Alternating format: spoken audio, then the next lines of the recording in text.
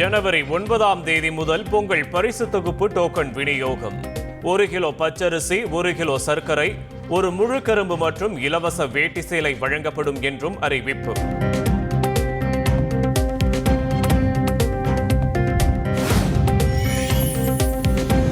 தூத்துக்குடி மாவட்டத்தில் mini tidal பார்க்கை இன்று திறந்து வைக்கிறார் முதலமைச்சர் ஸ்டாலின். மாணவிகளுக்கு 1000 ரூபாய் வழங்கும் திட்டத்தின் விரிவாக்கத்தையும் தொடங்கி வைக்கிறார்.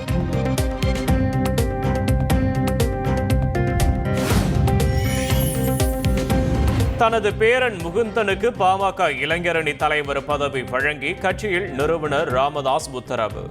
ராமதாஸின் அறிவிப்பை ஏற்க மறுத்து அன்புமணி பொதுக்குழு மேடையிலேயே கருத்து மோதல்.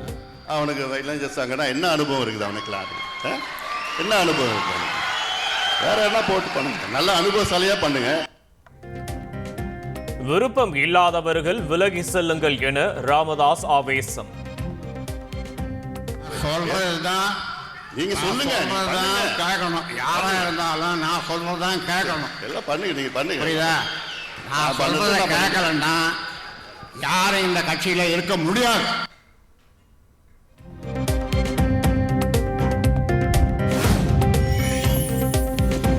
பனையூரில் புதிய அலுவலகம் தொடங்கி இருப்பதாக பொதுக்குழு மேடையில் அறிவித்தார் அன்புமணி.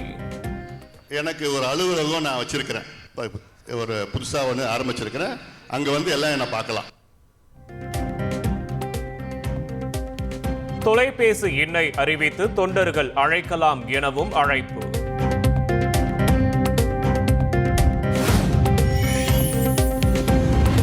கூட்டம் முடிந்ததும் ராமதாஸ் காரை முற்றுகையிட்ட அன்புமணி ஆதரவாளர்கள். காரிலேயே 10 நிமிடங்களுக்கு மேல் ராமதாஸ் காத்திருந்ததால் பரபரப்பு.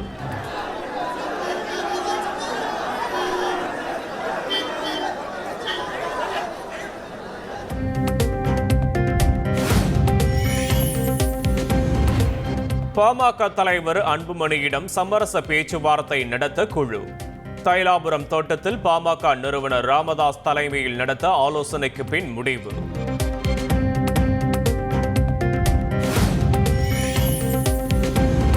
வன்கொடுமையால் பாதிக்கப்பட்ட மாணவிக்கு இடைக்கால இழப்பீடாக 25 லட்சம் ரூபாய் வழங்க தமிழக அரசுக்கு உயர்நீதிமன்றம் உத்தரவு. மாணவிக்கும் குடும்பத்திற்கும் பாதுகாப்பு வழங்கவும் டிஜிபிக்கு ஆணை.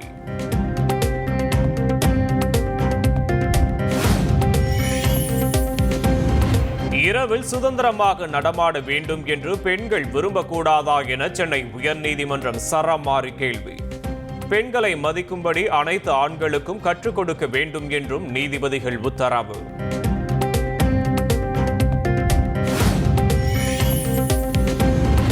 மாணவி பாலியல் வன்கொடுமை வழக்கில் 3 பெண் IPS அதிகாரிகள் அடங்கிய சிறப்பு புலனாய்வு குழு அமைப்பு. அண்ணா நகர் துணை ஆணையர் ஸ்நேகபிரியா தலைமையில் விசாரணை.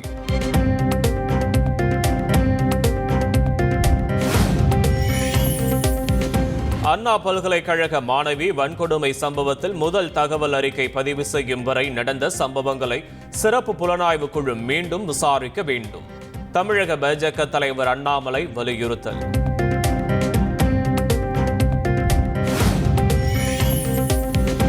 தேமுதிக நிறுவன தலைவர் விஜயகாந்தின் 1ஆம் ஆண்டு நினைவு நாளை ஒட்டி சென்னை கோயம்பேட்டில் அமைதி பேரணி. போலீசாரின் தடையை மீறி பிரேமலதா விஜயகாந்த் தலைமையில் ஆயிரக்கணக்கானோர் பங்கேற்பு.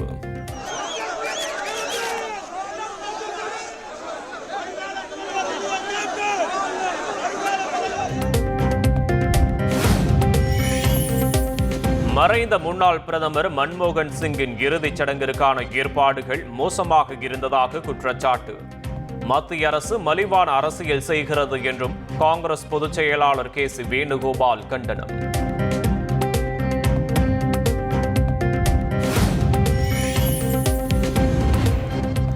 டிசம்பர் 31 மற்றும் ஜனவரி 1 கடலில் இறங்கவோ குளிக்கவோ பொதுமக்களுக்கு அனுமதி இல்லை. புத்தாண்டு கொண்டாட்டங்களுக்கு பல்வேறு கட்டுப்பாடுகளை விதித்து சென்னை காவல்துறை அதிரடி.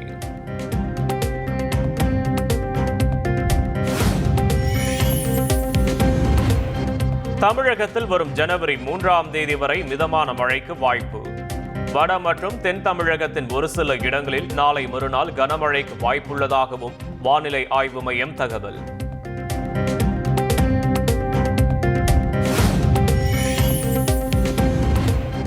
செங்கல்பட்டு மாவட்டம் கோவளத்தில் இடுப்பளவு உயரத்தில் மழைநீர் வடிகால் அமைக்கப்படுவதாக குற்றச்சாட்டு. வீடுகளுக்குள் மழைநீர் நுழையும் அபாயம் இருப்பதாக கூறி மக்கள் கடும் எதிர்ப்பு.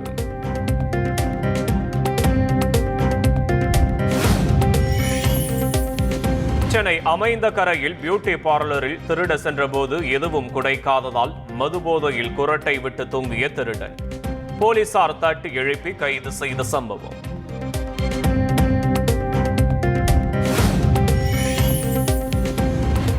நாமக்கல் மாவட்டம் ராசிபுரத்தில் இன்சூரன்ஸ் பணம் வராததால் நோயாளியை டிஸ்சார்ஜ் செய்யாத மருத்துவமனை நிர்வாகம்.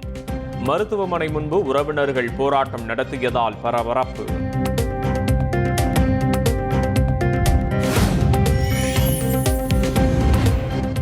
வேலூர் மாவட்டம் குடியாத்தம் அருகே பட்ட பகலில் கன்றுக்குட்டியை கடித்துக் கொன்ற சிறுத்தை. விவசாயி கண் முன்னே நடந்த பயங்கர சம்பவம்.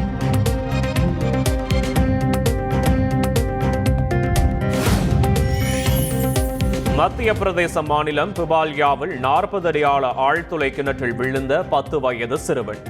சிறுவனை பத்திரமாக மீட்கும் பணியில் மாவட்ட நிர்வாகம் தீவிரம்.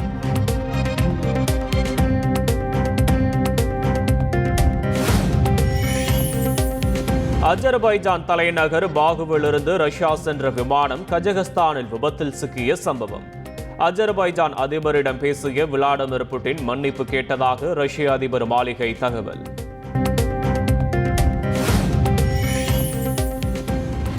பெருநாட்டின் கடற்கரையில் கடும் கடல் கொந்தளிப்பால் பொங்கி எழுந்த அலைகள்.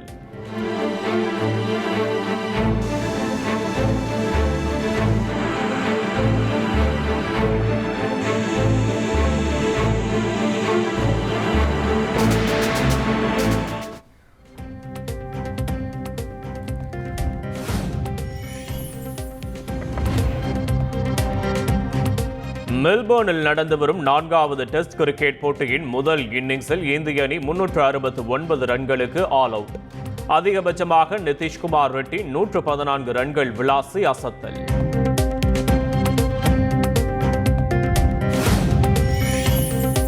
மெல்போர்ன் டெஸ்ட் போட்டியில் சதம் விளாசி இந்திய அணியை சரிவிலிருந்து மீட்ட இளம் வீரர் நிதிஷ்குமார் ரெட்டிக்கு குவியும் பாராட்டு. 25 லட்சம் ரூபாய் பரிசு தொகை அறிவித்தது ஆந்திர கிரிக்கெட் சங்கம்.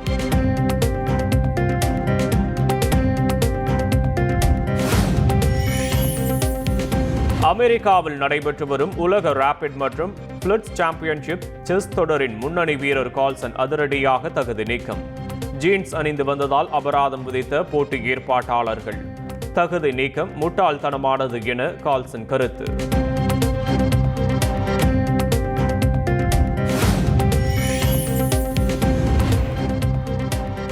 TNPL கிரிக்கெட் ஏலத்தின் புதிய விதிமுறைப்படி வீரர்களை குறைந்த தொகைக்கு தக்க வைக்கப்படும் நிலை. வீரர்கள் கடும் அதிருப்தி. விதிமுறையில் மாற்றம் செய்யவும் கோரிக்கை.